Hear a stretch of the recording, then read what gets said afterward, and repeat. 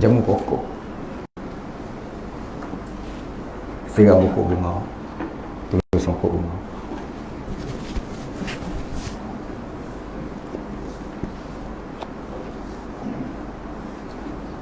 Saya nak bagi toki dia tu DAP kuat kat Perak, menentang Islam satu di Malaysia, toki dia. Kemudian dia punya sumber air dia tu dekat Kubuk Cina Mampui. Saya beritahu banyak kali ya. Saya jadi minta maaf. Beritahu lagi sekali. Sekian dimaklumkan. Satu lagi keluaran dia Spreezer. Spreezer tu pun dia punya agak sopo. Jahat, orang jahat. Dia beli bekalan air kat Perak. Bukan dia beli, rasuah untuk dapatkan sumber air. Sebenarnya di situ tak boleh buat, tapi dia boleh buat. Dia tu boleh buat. Tu dah jahatnya toke Cina. Antara jutawan terkaya di Malaysia. Cactus, Spreezer ni saya kempen ni. Jangan beli. Ya. Itu penentang Islam nombor satu kat Malaysia. Siapa kerja Petronas tolong khabar kat toke. Baik, minta maaf. Bismillahirrahmanirrahim. Assalamualaikum warahmatullahi wabarakatuh. Ila hadratin Nabi Sayyidina Muhammadin sallallahu alaihi wasallam wa alihi al-kiram wa ashabihi al-'izam wa ila masyayikhina wal muslimin ajma'in, khususan ila walidina wa auladina. Syai'un lillahi al-Fatihah. A'udzu billahi minasy syaithanir rajim. Bismillahir rahmanir rahim. Alhamdulillahi rabbil alamin. Ar-rahmanir rahim. Maliki yaumiddin. Iyyaka na'budu wa iyyaka nasta'in. Ihdinas siratal mustaqim. Siratal ladzina an'amta 'alaihim ghairil maghdubi 'alaihim waladdallin.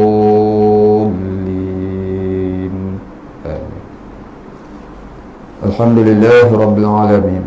Salatu wassalam ala asyrafil anbiya wal mursalin wa ala alihi wa sahbihi ajma'in. Rabbi syrah li sadri wa yassir li amri wahlul 'uqdatam min lisani yafqahu qawli. Wa la 'ilma lana illa ma 'allamtana innaka antal 'alimul hakim. Rabbina billahi rabba wa bil islam dina wa bi Muhammadin nabiyyan wa rasula. Allahumma ja'alna minat tawwabin wa ja'alna minal mustaghfirin wa ja'alna minal mutatahhirin wa ja'alna minal muwahhidin wa ja'alna minal 'abidin wa ja'alna minal mukhlisin al-huddin wa ja'alna minal muttaqin. Allahumma ahyina bihayatil ulama wa amitna bimautis syuhada. Amin ya rabbal alamin. Muka surat 131 kan? Betul. Kat mana kita berhenti? Atas sekali. Bismillahirrahmanirrahim. Qala musannif wal muallif rahimahullah ta'ala wa nafa'ana bihi wa bi'ulumihi wa barakatihi. Amin ya rabbal alamin. Qala musannif, mengurus 4 anggota tubuh yang penting. Kemudian peliharalah anggota tubuhmu yang 4 ini, kerana ia merupakan sesuatu yang pokok. Pertamanya mata. Mengenai mata, ianya menerangkan semua urusan agama dan dunia. Pada asasnya ia berputar pada hati.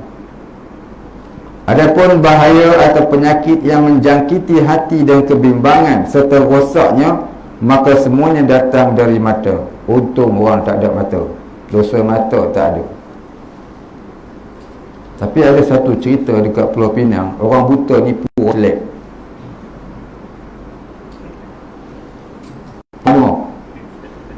Pernah? Dulu saya dah cerita,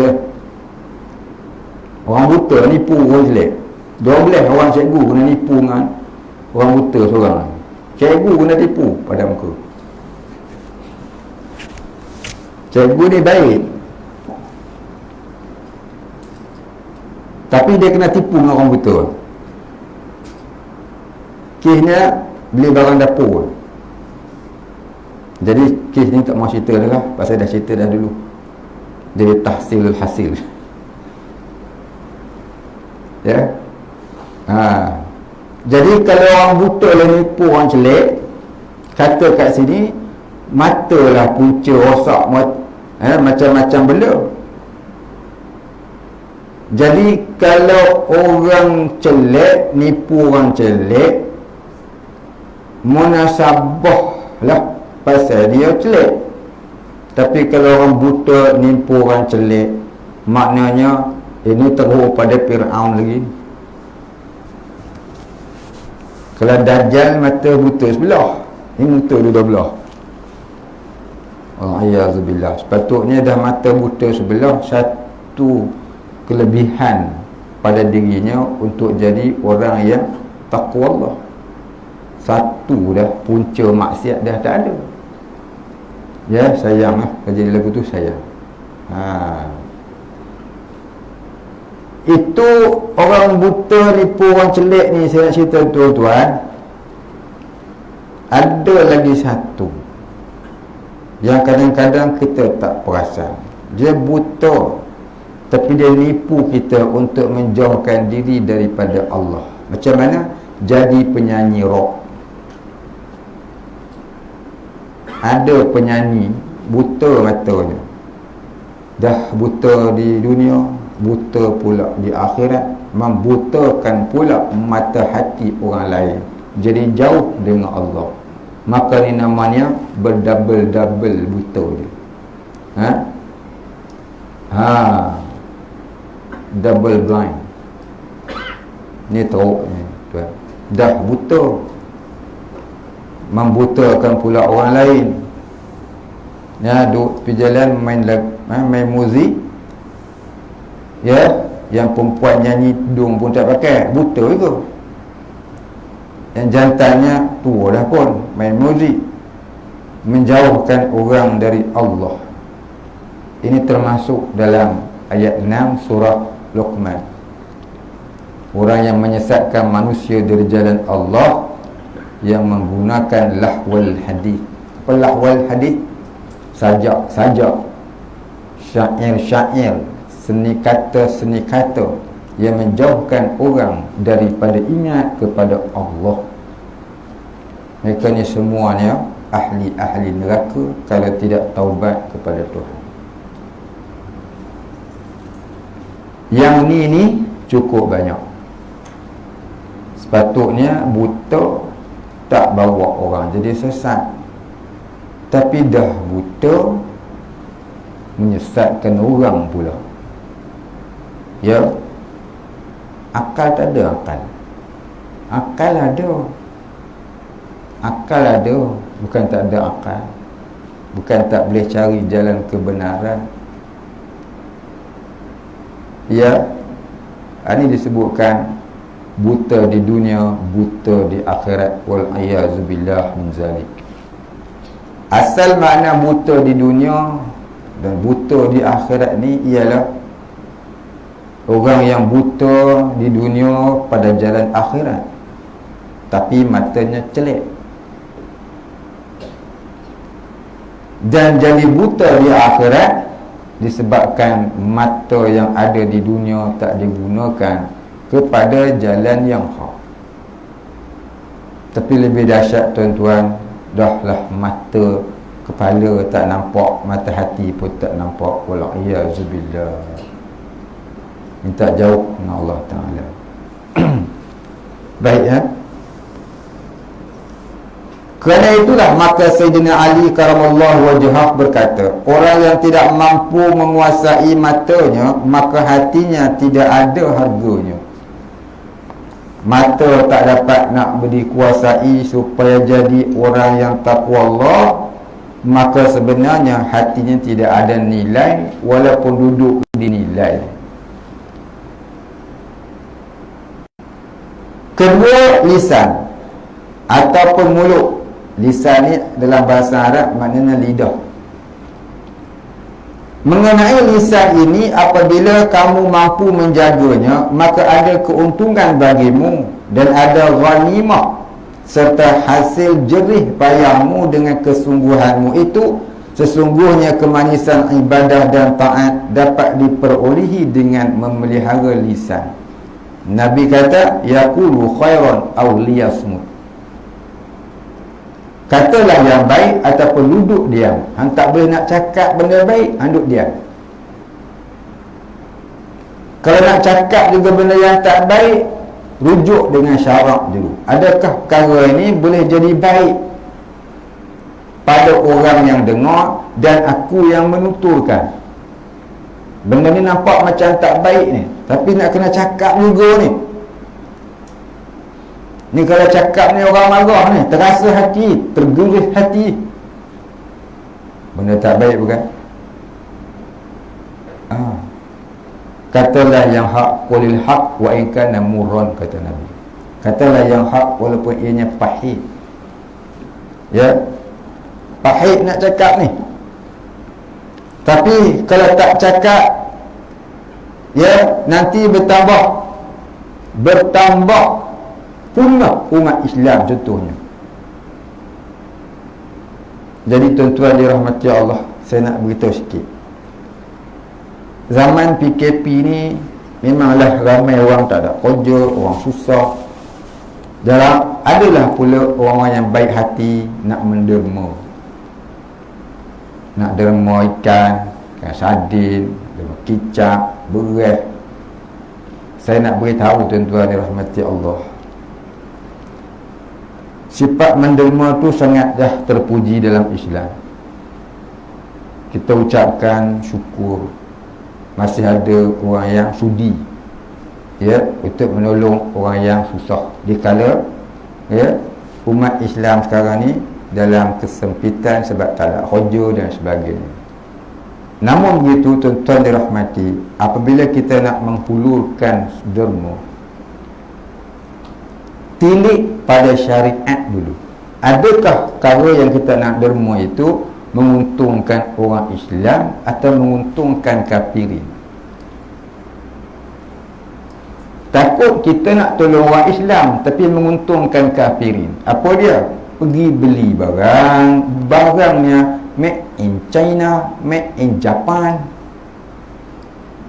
made in Malaysia. Bukan made, import dia. Tuan-tuan dirahmati Allah, belilah barangan orang Islam, kemudian pergi derma ke orang Islam, baru full pahala dia. Takut lagi tuan terderma barang yang tak halal, barang yang tak bersih. Saya nak beritahu tuan-tuan, ikan sardin, ya. Ikan sardin ni tuan-tuan, ikan sardin yus. Ni saya tengok sendiri dengan biji mata saya lah. Ni ikan sardin buatan orang kafir yus yang dia orang kata halal tu, ya. Tahu macam mana dia basuh ikan sardin? Ni nak cerita yang kali ke-43. Saya lagi cukup 44. Tu tak mahu cerita lah.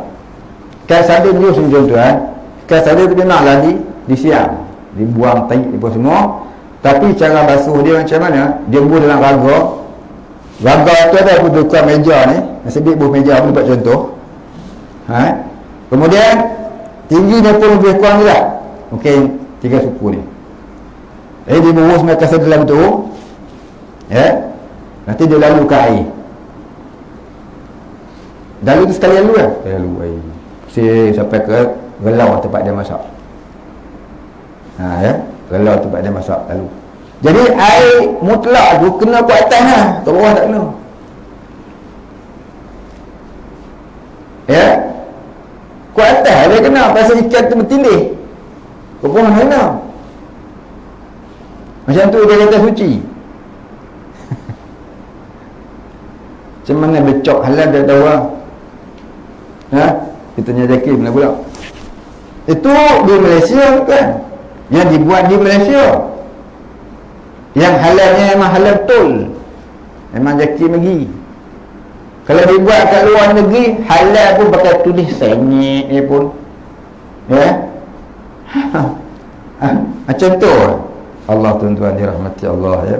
Jadi tuan-tuan dirahmati Allah, yang apa yang suka menderma, saya ucapkan syabas, mudah-mudahan dapatlah pahala yang baik yang penuh daripada Allah Ta'ala. Tapi kita nak derma tadi, kita fikir ianya menguntungkan orang Islam. Sebab barang kita nak beli tu, apa dia? Beras umpamanya, tak payahlah beli beras kapi punya. Dan kalau boleh, belilah beras orang Islam yang tokinya bertakwa kepada Allah. Kalau toki pun gondrong, tak ada tudung, cari hak lain lah dulu. Cari hak lain dulu. Hari dah beras tuan-tuan yang orang Muslim yang tidak fasik keluarkan beras orang Kedah. Kalau jadi orang Islam juga tapi bojeng tudung tak pakai tokinya, tak payah. Pasal dah ada yang baik, lihat baik. Lainlah perempuan tokinya tak pakai tudung dengan akau tapi pakai tudung. Belilah yang tak pakai tudung tapi mukmin. Tapi kalau ada orang mukmin yang bininya pakai tudung bagus, yang tu beli dulu. Beli yang soleh dulu. Pasal apa? Makanan kita masuk dalam perut, nak jadikan kita tu orang baik ke, orang tak baik ke, orang tersangat baik ke, tersangat jahat, hapak perahim ke, itulah makanan tuan-tuan. Makanan kita. Jadi sehari ni kalau bukan daripada buatan orang Islam, tak sah sama sekali. Ayam brand ke, ayam brown ke, tak payah. No? Pasal apa tuan-tuan? Itu tadi. Takut dia basuh tak bersih, kita sudah menderma najis kepada orang. Nak buat baik tapi bagi makan orang najis, insya-Allah agak tak dapat lah pahala. Agak-agak dapat lah pahala bagi orang makan najis. Esok dia hantar dah masuk Anwar, dia hantar kita. Dia hantar kita, bukan hantar, minta maaf. Ni cerita ni, kok nak bagi siapa-siapa pun tak kira lah. Pentingkan yang bersih. Yang bersih betul, yang orang Islam buat, yang kita yakin kurang-kurangnya zon dia basuh, suci menurut syariat.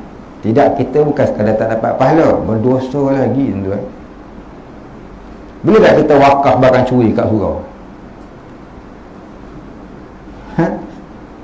Boleh tak kita derma duit riba dekat masjid? Boleh tak? Tak boleh kan? Itu lah cerita dia. Bagi makan najis korang ya. Baik. Kias-kias dengan yang lain-lain. Gula sekarang ni banyak dah company Islam. Beli yang company Islam punya lah. Yang company Albert Kiok tak payah belilah. Biar dia kiok seorang-seorang dia. Bayar sikit cerita bak derma tadi ya. Pasal apa terlanjur mari idea nak cerita. Pasal makan ni tuan-tuan, Nabi kata apa? Kullu lahmi nabata minas sukh wan naru aula bih. Tiap-tiap daging yang tumbuh dari hasil yang haram, maka neraka itu lebih utama dengannya. Hasil yang haram, makan haram ya. Kita tak tahu. Kalau kita tak tahu namanya apa dia? Syubhah. Tapi kalau orang kapi buat sekarang ni, amat diragui sangat-sangat dah. Amat diragui sangat-sangat dah. Dah terbuka banyak dah kan. Maka kalau boleh tinggal, tinggallah.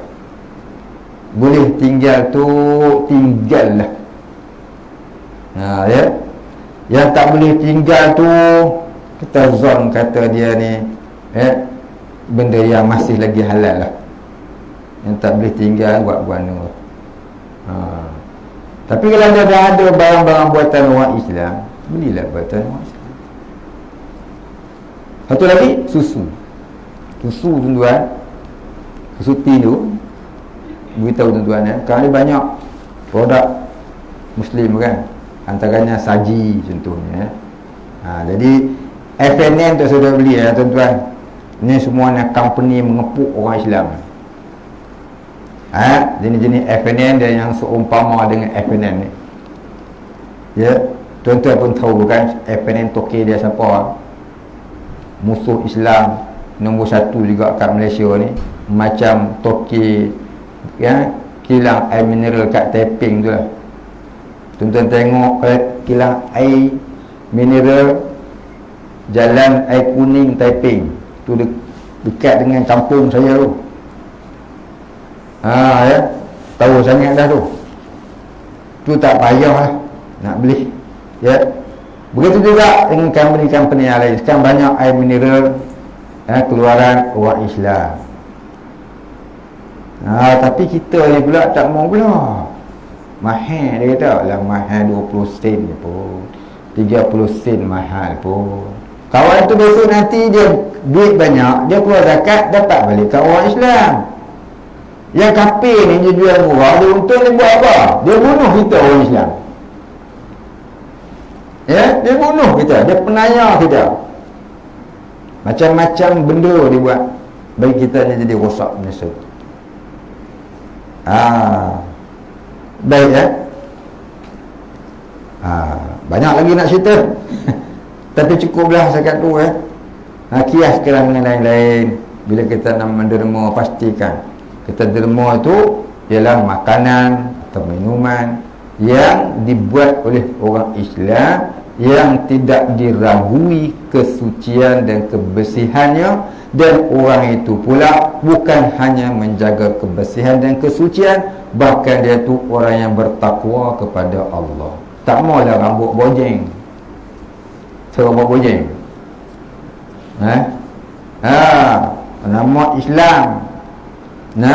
Namanya Nur Siti apa benda tok tudung tak pakai. Ni cerita. Lipstick opera Cina pun tak tahu tu. Jadi tak payahlah yang tu. Ya, pasal apa? Kita nak bagi orang bertakwa, bukan sekadar nak bagi orang makan kenyang. Makan kenyang babi, makan kenyang apa tu. Ni bukan babi ustaz. Tapi kalau tak suci, cuma tak moral yang zahir. Haram-haram juga. Baik. Sebaliknya, kita sambung ya. Bahaya yang menjangkiti ibadah dan kerosakannya sehinggalah tidak ada ganjaran serta batalnya ibadah. Yang ni batalnya pahala ibadah. Maka lazimnya ia berpunca daripada mulut. Ibadah tak batal, pahala ibadah batal. Apa dia? Mumpat, fitnah, mentohmah, bohong, nipu, menipu daya, buhtan, bukan bujan. Maka lazimnya ia berpunca daripada mulut, yakni banyak bercakap. Banyak bercakap, banyak salah. Banyak salah, banyak dosa. Seperti mengeluarkan kata-kata yang baik tetapi hanya berpura-pura dan semata-mata menghias diri dengan kata-kata, termasuk pula mengumpat orang lain. Maka kesemua ini adalah pekerjaan mulut. Kadang-kadang tu cakap macam baik je, tapi ya, benda tu boleh menghasilkan dosa. Ni bukan mengumpat ni, ini nak cerita betul. Dia mengumpat juga. Ni bukan tohmah ni. Aku tengok dengan biji mata ni. Macam aku tadi. Bab mengumpat ni tuan-tuan, ya, ada 6 perkara mengumpat yang diharuskan oleh syarak. Kita dah cerita dah dulu, tuan-tuan mungkin masih ingat, tak payah cerita lah. Kalau kita rujuk dengan 6 perkara tu, ya, salah satunya ada pada apa yang kita nak cakap tadi. Teruskan, mudah-mudahan dapat pahala. Kadang-kadang sunat, kadang-kadang wajib. Tapi kalau kita nak cakap ni, benda yang tak ada termasuk dalam 6 perkara tu, tak salah, ini berdosa ni. Jadi bila kita nak cakap hal orang lain, walaupun sungguh sekalipun, benar sekalipun, mesti ada alasan kerana syarak. Mesti alasan yang syar'i. Kalau bukan atas alasan yang syar'i, sembahyang kita, solat kita, puasa kita gugur macam daun kering. Orang yang diumpat tu pula, adakah dapat pahala kita? Tengok pula orangnya siapa. Kalau memang dia jahat sungguh, maka diumpat atas kejahatannya, maka dia tu bertambah dosa. Yang kata pahala orang mengumpat masuk kepada buku kanan orang yang diumpat, itu kalau diumpat bukan dari kejahatannya, bukan daripada kejahatannya. Benda yang dia buat baik dikatakan orang jahat, tu pakai saban. Harap saban dia besar, dapat. Tu pakai saban, harap saban dia besar, itu dapat pahala dia masuk kita. Tapi kalau memang kita jahat, pakai saban tapi menyangok, bertambah dosa kita yang pakai saban tu. Padahal kita punya pasal jatuh muru'ah orang-orang Islam yang pakai saban, yang tak pandai menyangok macam hang duk menyangok. Jadi kita bila nak bercakap, kita rujuk dengan syarak dulu. Adakah boleh, adakah tak boleh? Ini kadang-kadang yang boleh dia kata tak boleh. Dia kata pak lebih suka mengumpat orang-orang kafir. Adakah tak berdosa? Memang tak berdosa. La ilaha illallah. Bodoh betul tu. Yang boleh mengumpat dia kata haram, yang tak boleh mengumpat dia tutup pergi buat. Konon-konon warak bukan warak tak nama dia. Bodoh tak nak ngaji. Dia mengaji. Dia kira kalau mengumpat pak menakan dia nama lim kik siang tu, besar-besar tu. Tak tahulah kita. Orang Islam mayang tu. Ada.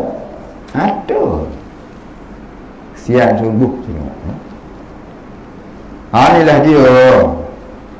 Ini namanya apa ya? Dosa kering tu je masuk. Mengharamkan yang dihalal oleh Allah. Yang Tuhan kata boleh, hang kata tak boleh. Itu kata mengharamkan yang dihalalkan oleh Allah. Terkadang besar-besar, kadang-kadang boleh membawa kepada murtad. Pasal apa? Pasal hang mengharamkan yang halal, ataupun sebaliknya menghalalkan yang haram, hukumnya syirik. Hak Tuhan kata boleh, hang kata tak boleh. Dia terkadang tu jahil murakab yang tanya ni cukup banyak ke zaman ni. Nak mengundi ni macam-macam hari ni. Jahil murakab ni. Puak-puak jahil murakab dalam bawa nak mengundi macam-macam macam hari. Fatwa-fatwa suka-suka dia. Tengah muka kelas surah tak ada pun. Ada datang, ada kuliah balik. Ada kuliah balik, ni syak main balik. Pesin lepuh tak tahu. Ini surah ni tak ada lah. Semua orang soleh-soleh lah ke, insyaAllah. Tengok muka jenis-jenis ke. Ni orang soleh-soleh lah ke, insyaAllah. Baik, kita sambung bro.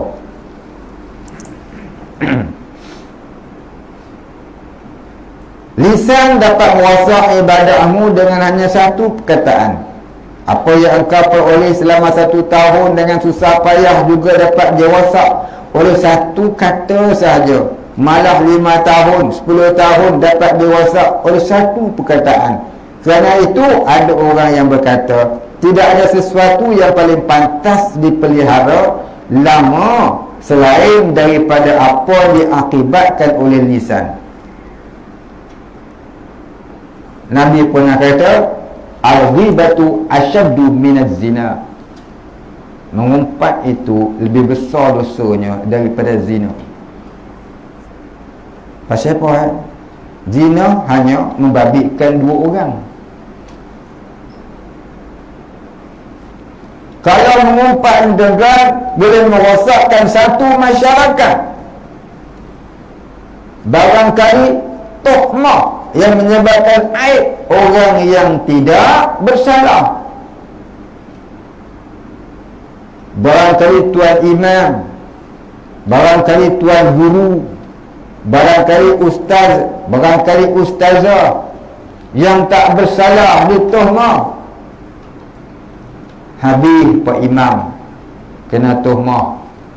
Rupanya saja mulut gatal piang.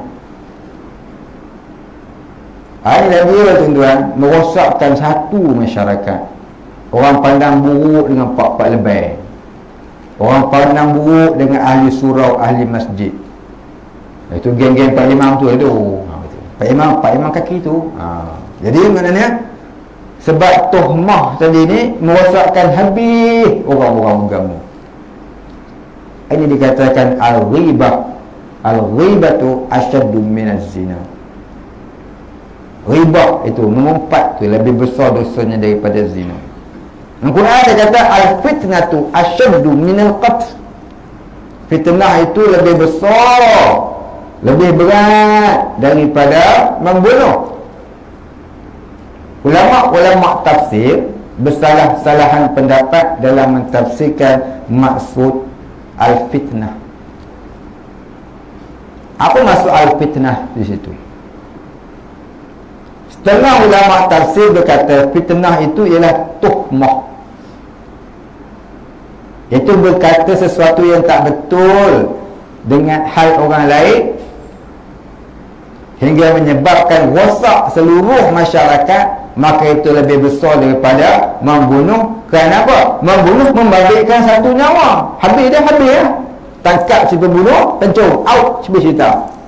Tapi kalau tuhmah merosakkan satu masyarakat, tuan-tuan.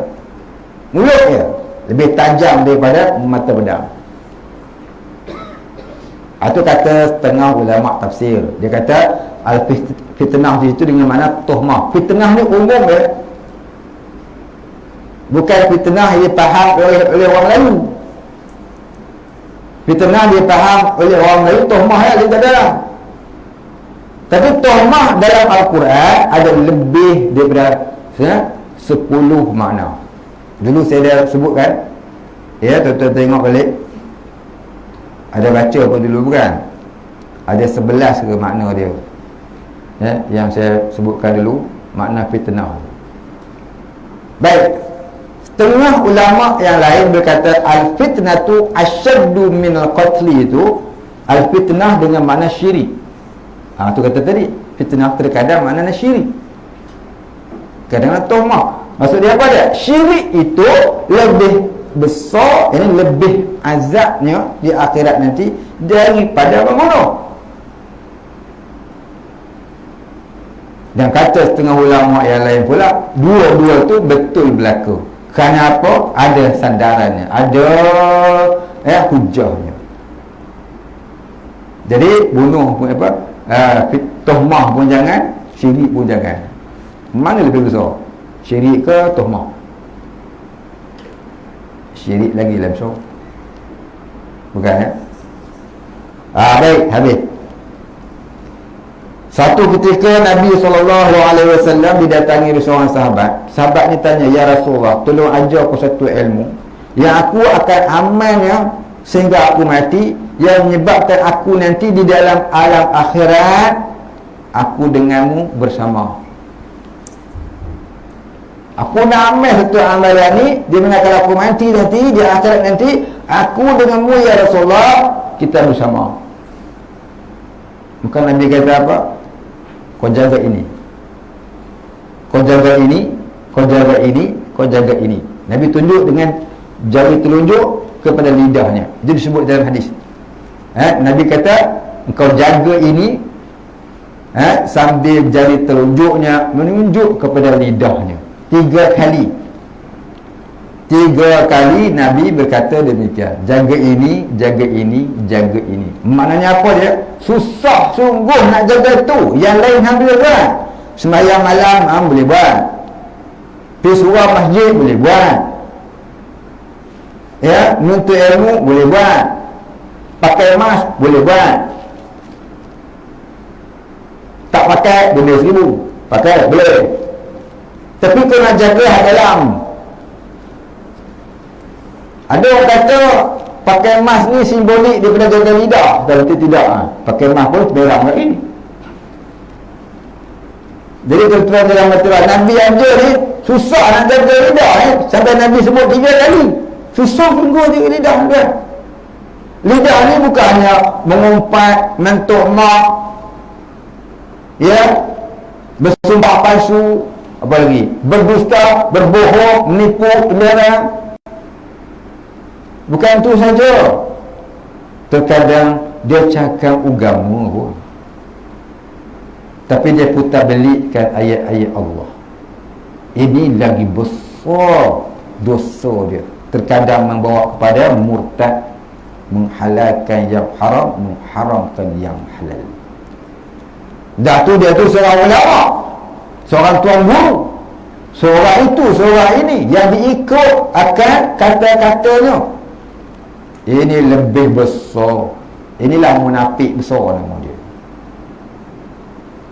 Ya, dalam Quran banyak ayat-ayat menyebutkan mengenai ini. Tak payahlah kita baca.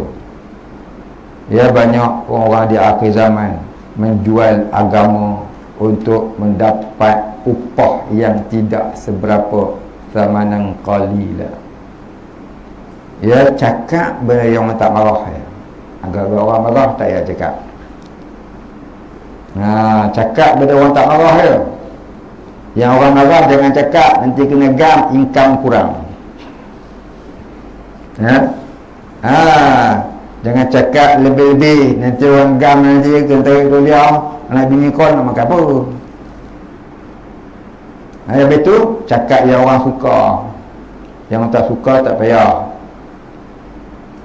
Ulaikal ladzina ishtaraw ad-dhalalata bil huda. Inilah dia orang. Ya. Baik. Mudah-mudahan kita dijaga oleh Allah Ta'ala. Ya, kita tidak takut kepada yang lain selain Allah Ta'ala. Baik, habis.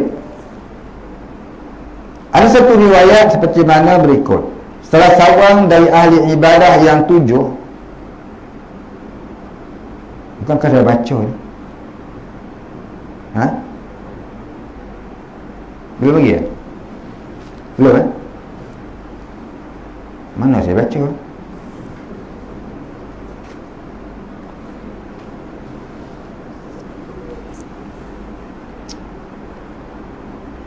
Ke alam arwah.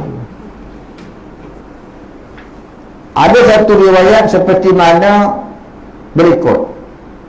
Salah seorang dari ahli ibadah yang 7 yang menghadap Nabi Yunus berkata, "Wahai Yunus, sesungguhnya orang-orang ahli ibadah apabila mereka bersungguh-sungguh dalam ibadahnya, mereka tidak akan kuat melakukan ibadah secara baik kecuali sabar dengan meninggalkan percakapan.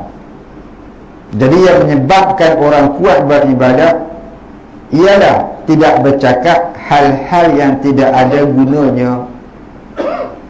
Wa idza hammamta bin nutqi fil batili faj'al makanahu tasbihan." Kalau engkau mahu mengucapkan hal-hal yang tidak benar, maka gantilah dengan ucapan subhanallah. Anggota tubuh ketiga. Baik, habis cerita tadi, cerita tentang lisan. Oh, ni cerita yang dulu ni. Anggota tubuh ketiga, yang ni dia kata tadi ada 4. Ada 4 anggota tubuh yang wajib kita jaga, yang mana 4 kali ni penyebab kepada rosaknya kita. Apa dia? Anggota tubuh ketiga yang harus diperhatikan ialah perut. Dalam hal ini adalah alat yang dapat menyampaikan maksudmu kepada beribadah. Sedangkan makanan adalah benih amal dan airnya amal. Dari makanan akan tumbuh amal. Kalau benihnya buruk, tentu tumbuh-tumbuhannya pun tidak akan baik. Malah ada pula yang merosakkan tanah. Kalau begitu, maka engkau tidak akan beruntung sama sekali. Contohnya, berita yang sampai kepadaku dari Ma'ruf Al-Kharqi, bukan Al-Karkhi, Al-Kharqi. Al-Kharqi itu begitu. Kharqi, Khorokofia, Kharqi. Ini kitab Rumi, dia tulis Karkhi, bukannya Karkhi. Kharqi, Khorokofia, Kharqi. Ma'ruf Al-Kharqi ni seorang wali Allah. Ialah bahawa beliau berkata, kalau engkau berpuasa, maka fikirkan apa yang akan engkau makan pada waktu buka nanti, dan di rumah siapa engkau akan berbuka, serta makanan siapa yang akan engkau makan. Tidak sedikit orang yang sekali makan sahaja sudah berubah, yakni berbaik hatinya dari keadaan semula. Seringkali berlaku satu kali lirikan mata, yakni melihat hal-hal yang tidak boleh dilihat, maka mencegah orang untuk membaca satu surah Al-Quran. Ada kalanya juga sebab, ada kalanya juga seorang hamba Allah dengan sekali makan sahaja akhirnya tidak dapat bertahajud selama 1 tahun. Di sini ada orang yang buat tahajud tak pernah tinggal. Yang tak pernah tak tinggal, aku angkat dulu. Tak berapa jenis makanan kotor masuk perut dah tahu lah gitu kan ya. Buat ibadah tidak ada kelazatan. Buat bukan tak buat, tapi lazat tak ada. Makan lazat ada, ibadah lazat tak ada. Pasal apa? Tentang banyak mana dah makan kotor keji masuk dalam perut kita. Berpunca daripada kita bekerja. Kita kerja tu matlamatnya apa? Adakah kerana dunia ataupun kerana akhirat? Kita kerja tu, kita kerja. Baik, bila kita dah kerja, kita dapatlah pendapatan tiap-tiap bulan dibayar hanya gaji. Mula-mula gaji kita keluar tu pergi ke mana? Taat pada Allah ke taat pada perut dulu? Baik, kita dah ada gaji, maka banyak gaji kita tu manfaat akhirat ke manfaat dunia semata-mata? Ketiga. Keempat, adakah gaji yang kita ada tu membuahkan hasil untuk tumbuhnya di akhirat? Ada kita pernah kaji? Barangkali kita tak pernah mengkaji, pakai hentam pro, hentam sajalah labu. Itu punca juga menyebabkan tidak ada lazazatan fil ibadah. Tidak ada rasa lazat di dalam beribadah. Jadi tuan dirahmati Allah Subhanahu wa taala. Ya. Macam mana kita nak rasa lazat dalam ibadah? Semata-mata dengan pertolongan Allah. Saya cakap ni bukan bermakna saya lebih baik dari tuan-tuan, hanyalah untuk bermuzakarah. Nak muzakarah dengan tuan-tuan, mudah-mudahan ya, kita yang tak pernah rasa lazat dengan ibadah, termasuk saya seorang, bila kita sebut-sebut begini, ada diaminkan oleh malaikat, kita doa pada Allah supaya kita dapat lazat dalam ibadah. Ya Allah, jadikanlah kami orang yang rasa lazat dalam ibadah. Mudah-mudahan diperkenankan Allah doa kita, kerana majlis ilmu ni dikelilingi oleh malaikat. Apa kerja malaikat tu? Dia mengaminkan apa yang kita ngaji, apa yang kita hajat, apa yang kita maksudkan, qasadkan dari matlamat kita belajar. Kita belajar ni sebab nak mendekatkan diri kepada Allah, untuk ma'rifatullah, bukan nak cari siapa salah. Ya, kita nak cari jalan untuk ma'rifatullah. Kita sama-sama ni tak reti. Sama-sama ni, kita sama-sama ni bodoh belaka. Maksud aku sama bodoh juga. Yang alim hanyalah Allah Ta'ala. Kita minta dengan Allah Ta'ala. Ya, minta dengan Allah Ta'ala. Kita ni malas buat ibadat, lazatnya tak ada. Barangkali banyak makan salah lah kita ni. Tak mau sebutlah makan haram. Risau sangat pula. Tak-tak dah jadi haram pun tak tahu lah. Haram ni tuan-tuan bukan semata-mata haram sebab ianya najis. Haram ni tuan-tuan bukan semata-mata haram tu sebab dianya hasil riba, hasil menipu, hasil pancekat menipu. Tu banyak lah. Hasil biar aku tak pancekat. Ya, kadang-kadang makan haram tu sebab apa? Matlamat kerja tu sebab memang nak cari dunia, bukan nak mencari merada Allah. Pekah tak salah, tapi bagi orang-orang sufi dia ni salah. Sebab tu kita tak menjadi sufi, walaupun kita tasawuf dah satu gerabak kereta api dah kita belajar berapa kali. Ya, syubhat ni pada fiqh halal, tapi ia makruh.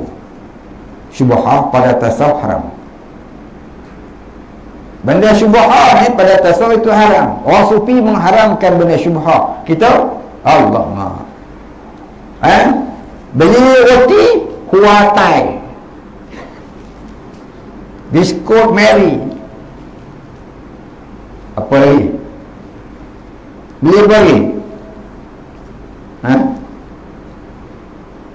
kicap yang orang Islam lama-lama dia beli juga lah. I Chong Yu kicap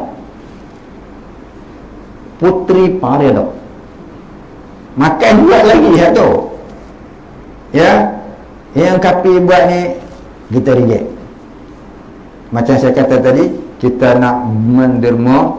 Macam mana kita tak mau makan yang kapi buat, kita pun nak bagi korang, janganlah kita buat, janganlah kita beri hak. Kita nak buat kenduri contohnya. Kenduri apa? Kenduri arwah. Beli nenas, beli ikan masin, buat masak lemak ikan masin. Oh saudara, ikan masin dia cok Kuala Selangor, Tong Tai, Senjang Berhad Ikan Masin and Company. Nama pun Tong Tai. Hang beli buat apa? Lama tu orang dia orang makan.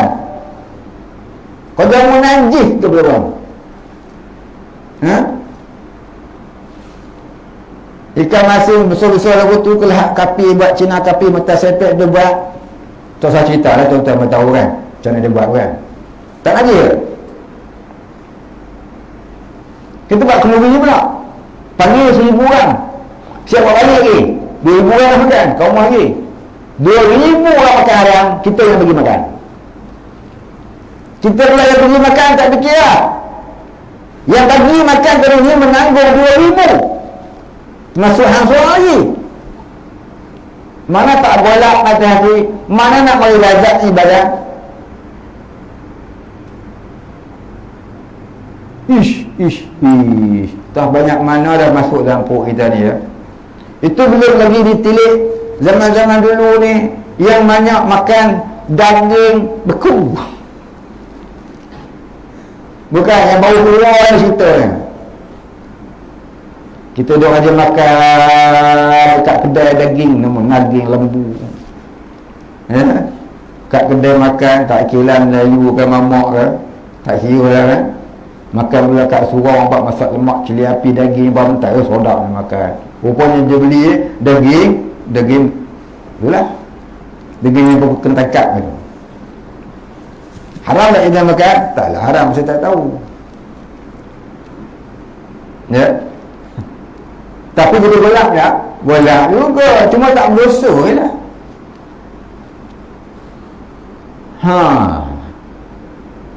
Gelap-gelap juga. Macam orang terminum racun, mati tak? Mati juga, tapi tak berdosa je lah. Dia terminum. Kalau dia minum dengan sengaja, itu dosa lah. Tapi kalau dia terminum, mati juga. Gelap juga. Itulah barangkali kita ni dah makan banyak mana dah benda haram masuk dalam perut dah tahulah, ya Allah. Patutlah golak benar mata hati dia ni. Tuan-tuan saya tak tahu. Ya, barangkali ada kita di sini orang-orang yang Allah Ta'ala angkat dia jadi wali Allah, tak kita tak tahu. Sebab apa? Ada setengah ulama dia kata dalam 40 orang seorang tu wali Allah. Ni cuci ada 40 orang, 39. Tak sampai, tak ada.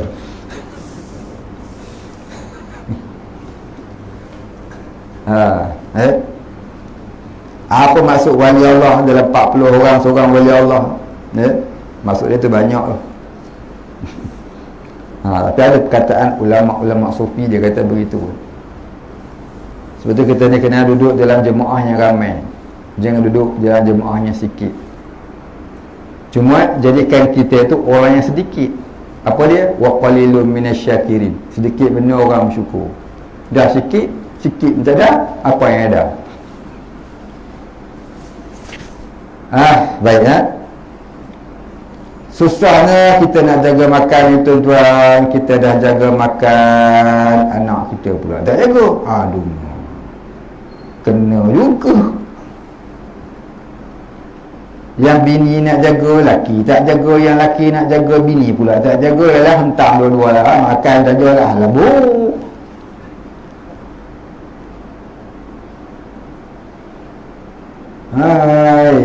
Susah ke zaman lagi tu ni. Nak jaga warak ni bukan senang tuan. Saya pernah sembang dengan seorang tunggu di Kelantan. Macam mana nak jadi warak tunggu? Warak gapo dah ke zaman dia. Warak gapo dah ke zaman ni. Nah, selembu juga. Tunjuk cawan tu hak Cina. Dia jamu kopi, cawan tu hak Cina. Gopalo. Akhir zaman ni tuan-tuan. Ya. Jadi sebab tu kita kata apa? Akhir zaman ni kita tak terkena hak orang kafir tuan-tuan. Tak ada benda kita ni. Ada orang sanggup makan temurung. Ya. Kita pergi mampu imam saya mana dia mau kopi Kedah ni. Jangan ke Batang Buluh ni tak. Nak minum bila?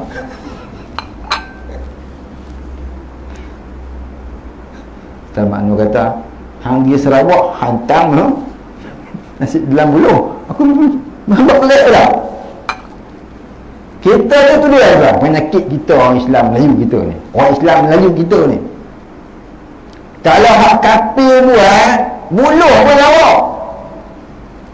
Tapi kalau hak Islam buat, ni. Ni taklah. Suka memperkecilkan hak orang Islam punya. Dia lepas tu hak orang kafir tu. Tahu lah siapa. Padahal benda tu bukanlah tagar mana pun, buluh je. Rupa tak kafir buat buluh je. Contoh. Kiaslah benda lain. Buat nak sebut benda lain lagi terasa pula. Itulah cerita kita ya. Susah nak jadi warak di akhir zaman. Ni tok guru pondok saya begini. Yang orang kata warak tu. Akhir zaman ni tak terlepas kita, tak terlepas. Jadi seboleh-bolehnya selagi benda tu bukan masuk dalam perut jadi darah daging, tak apalah. Guna sekadar tak dapat tidak la budda alaih, tak dapat tidak daripadanya. Jadi kalau bab makan ni jagalah sesitik lah sama. Bab makan tolong sesitik. Lagi boleh tinggal lah. Boleh tinggal lah. Begitu kita nak menderma tu, dermalah yang orang Islam punya. Agak-agak orang kafir punya, dia bukan apa, dia akan menambah beban kita. Contohnya macam tadi lah, kita jamu kenduri. Baguslah kenduri tu, tapi kendurinya apa dia?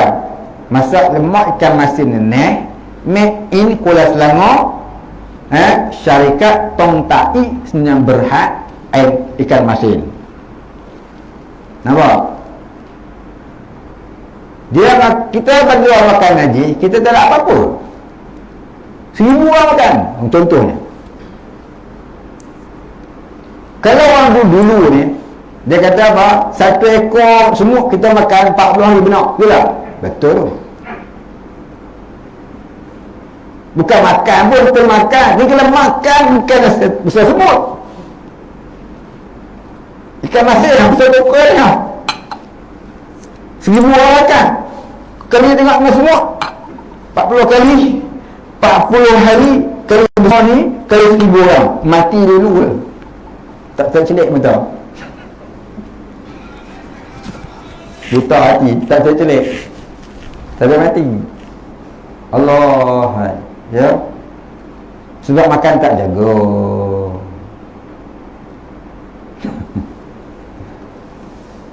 Baik. Jadi tuan-tuan, bila kita nak pergi hantar ke rumah orang sebelah, apa dia? Satu makanan produk orang bukan Islam. Kalau dia benar, aku benar. Kalau dia benar, sebab hantaran kita tadi kita benar. Hang punya pasal dia benar, hang tak benar. Hang lagi benar. Hang 2 kali lah benar. Itulah hantar kat rumah ustaz. Itu hantar kat rumah Pak Imam sampai mana? Apa dia? McDonald Trump. McDonald Trump. Adakah nak janda? Kalau benda tu syubhah, kita pergi hantar, dia makan satu syubhah, kita dapat dua syubhah. Tak lagi berat. Kita turun hantar tu pun dapat sepandu. Mana syubhah dapat 2? Satu kita terima, satu kita pergi hantar. 2 syubhah kita dapat. Dia makan satu ya, satu lagi. Hak bagi itu 1, 2. 2. Gini 3. Hak dia bagi. Masya-Allah. Berdekat-dekat. Mana nak tarik corah mata hati? Allahumma nawwir qulubana bi nuri ma'rifatik. Ya Allah, cahayakanlah hatiku ini dengan cahaya pengenalan akan Dikau. Tapi dia makan makanan buatan kafirin yang sepatutnya kita boleh tinggal dah. Boleh tinggal dah. Makan juga. Itulah jadi kita ni bertambah benar. Buat macam mana ke zaman. Baik. Adalah dia kata yang nombor 3 ni perut ni cerita akhir zaman ni susah dah tuan-tuan. Tuan-tuan pergi rumah tok guru dia jamu biskut Mary. Rumah saya banyak biskut Mary orang bagi. Dia di situ penuh. Nak makan ni bang. Aku tak tahulah pasal nak benak makan. Benak ada tadi pula tak tahan. Aku nak benak makan. Habis nak buat apa? Entah pula. Buat baja pokok. Banyaknya bagi biskut Mary. Kok dia bagi Mary, you can marry, tak apa juga. Biskut Mary. Nak marry, tak boleh. Tengok, yelah.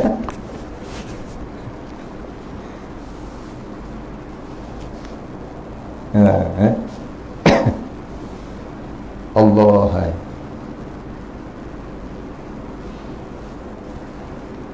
Baik, habis. Ini cerita bab perut ni. Kata cerita bab perut, tak mahu cerita bab tadi tu. Sebab orang marah. Ni pasal sampai bab perut ni. Oh, susah sungguh juga perut ni tuan ya.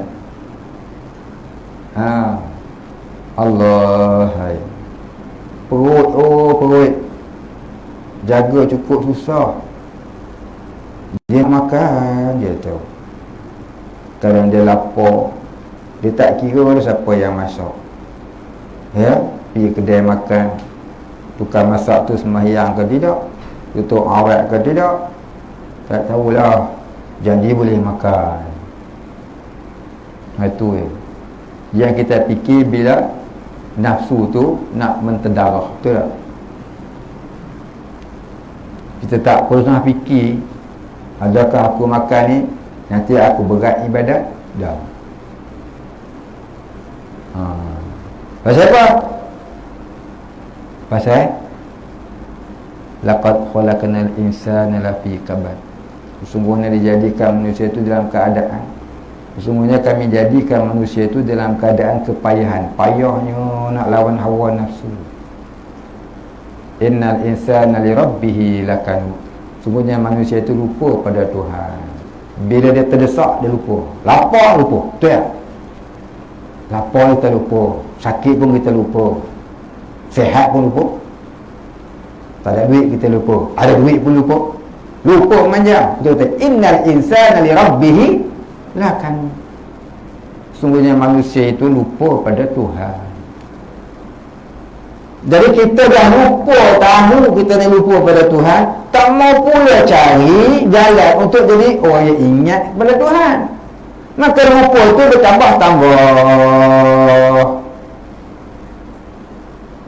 Lupa itu jadi bertambah-tambah.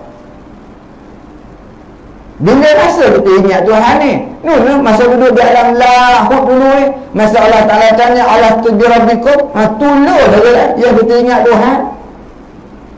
Dah lahir ke dunia lupa terus sampai lah ni. Tak ada cari-cari dalam jalan pengenalan untuk kembali ingat kepada Allah. Ya, bala syahidna. Tak ada. Ni dah punca kita ni. Kadang-kadang bertambah ilmu tapi tak bertambah makrifah. Ilmu tambah, takut pada Allah tak tambah, takut azab tak tambah. Makin tambah ilmu, makin nak sedap makan. Makin tambah ilmu, makin nak menyedap makan. Takkan makan daging kobau kot 2 jam kuliah lagi muntah pula. Nak makan sedap juga, tak apalah makan sedap, tak dosa. Sunat makan sedap kalau buat kenduri. Ya, sunat makan sedap kalau buat kenduri. Ini dia kata apa? Kenapa cari orang benar dengar ceramah? Apa dia kata? Jangan makan sedap. Kenduri je lah. Makan kat rumah tu dia kau punya sedap. Tak jadi. Kenduri tak apa. Buka kitab Syiarus Salikin. Dalam Ihya pun Imam Ghazali kata, untuk buat kenduri maka masak sedap-sedap.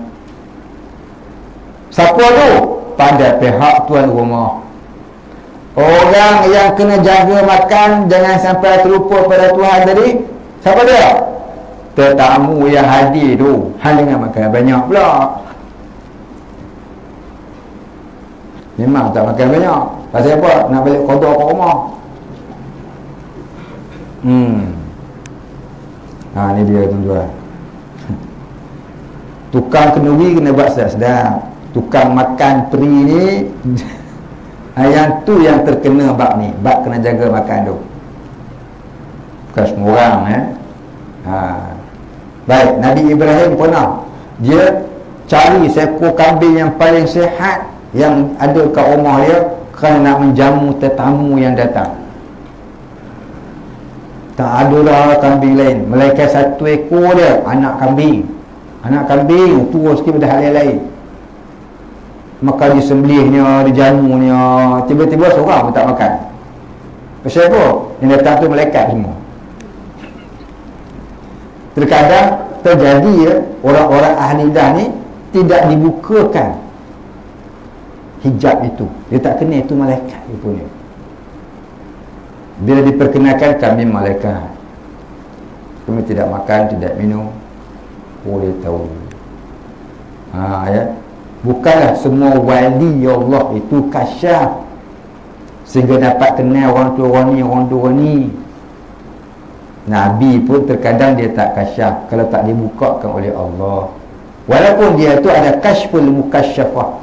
Kashful mukasyafah ni apa dia? Sentiasa ingat kepada Allah. Tentang kasyaf dunia ni terkadang dibukakan, terkadang tidak dibukakan. Begitulah juga kepada para wali Allah. Terkadang dibukakan, terkadang tidak dibukakan. Maka mereka lebih suka tidak dibukakan. Jika dibukakan, bertambah berat tanggungjawab ke atas umat. Ada wali Allah yang bila dapat melihat hati manusia, bentuk manusia, dia bertaubat dan minta Allah Ta'ala ambil kembali kelebihan itu.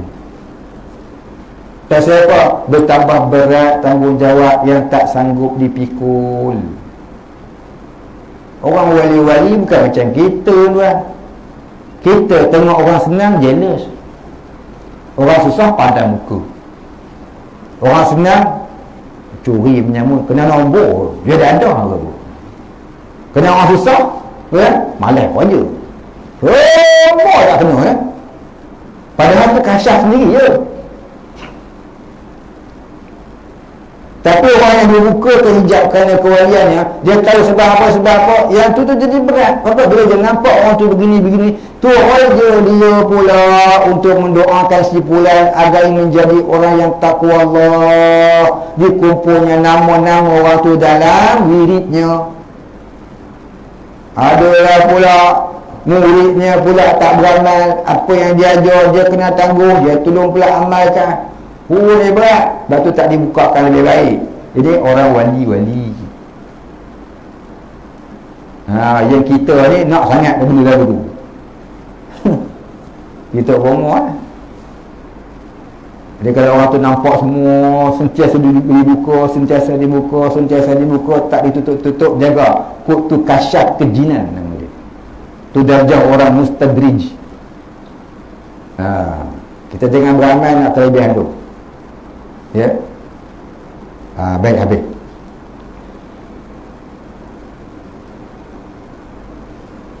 Dengan demikian, wahai engkau orang yang ingin beribadah, hendaknya kamu harus berfikir halus dan ambillah setiap makanan yang selamat bagimu. Itu dia cerita kesimpulan dia. Bila kita nak makan, kita kena fikir apa makanan yang boleh menyelamatkan kita daripada menjadi orang yang lalai kepada Tuhan. Lebih berat lagi daripada kita tak selamat di akhirat. Semua makan minum kita akan dihisab, akan ditanya. Kita banyak makan yang lazat ni tuan-tuan, nanti bil saat kematian roh nak keluar tu susah. Antara susahnya roh nak keluar ni pasal masa kita ni hidup banyak makan makanan yang sedap. Pernah tak kita makan lebih kurang goreng telur dah lah. Goreng telur buah toyu, ambil cabai pepak-pepak sikit, kenyang sudah. Boleh lah tu. Dulu boleh lah bujang. Ni ada anak, ada apa semua. Ya, nak makan burger. Nak makan Donald Trump. Macam-macam dia nak, sosek lah menatang apa ni. Pening kepala nak jawab, Baik. Jadi, itu dia pokok. Kunci dia tu, banyak makan makanan lazat akan menyebabkan payah roh keluar daripada jasad di hari kematian. Itu bukan sebab dia banyak, bukan hikmah itu bukannya kerana menolak dosa ataupun mengurangi seksa, tapi sebenarnya dia antara sebab banyak makan lazat tu susah roh nak keluar. Sebab itu dia kata, bagi orang yang tahu hari kematian ni, selgia berpuasa ia 3 hari sekira-kira sampai hari kematian. Siapa yang nak tahu bila dia nak pergi? Kan? Siapa nak tahu bila dia nak pergi? Kalau tahu senanglah. Orang Nabi sekalipun, orang wali sekalipun, bukannya dia semua tahu bila saat dia nak pergi.